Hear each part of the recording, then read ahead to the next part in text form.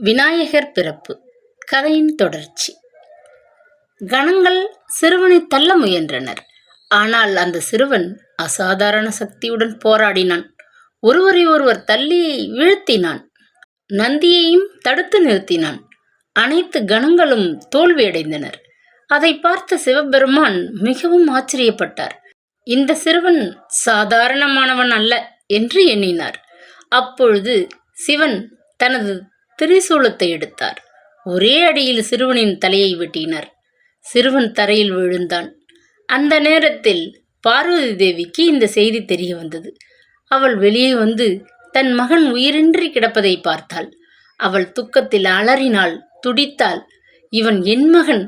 அவளின் கோபம் உலகையே நடுங்க வைத்தது. அவள் தனது சக்திகளை எல்லாம் அழைத்தாள். காளி, துர்க்கை போன்ற சக்திகள் தோன்றின. என் மகனை உயிர்ப்பிக்கவில்லை என்றால் உலகமே அழியும் என்று பார்வதி தேவியின் குரல் முழங்கியது. சிவபெருமான் உடனே உணர்ந்தார். இந்த குழந்தை பார்வதி உருவாக்கியவள் என்று புரிந்தார். அவர் தனது கணங்களை அழைத்தார். வடக்கு திசையில் முதலில் காணும் உயிரினத்தின் தலையை கொண்டு வாருங்கள். கணங்கள் ஓடிச் சென்றனர். அவர்கள் முதலில் பார்த்த உயிரினம் ஒரு யானை.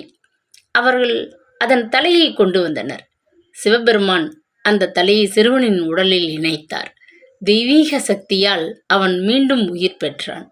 அவன் கண்களை திறந்தான். பார்வதி தேவியின் மகிழ்ச்சிக்கு அளவே இல்லை. அவள் மகனை வாரி அணைத்தாள். சிவபெருமான் கூறினார், இனி இவன் கணங்களின் தலைவர். அவன் பெயர் கணேசன். எந்த நல்ல காரியம் தொடங்குவதற்கு முன் முதலில் அவனை வழிபட வேண்டும். அனைத்து தெய்வங்களும் அதை ஏற்றுக்கொண்டனர்.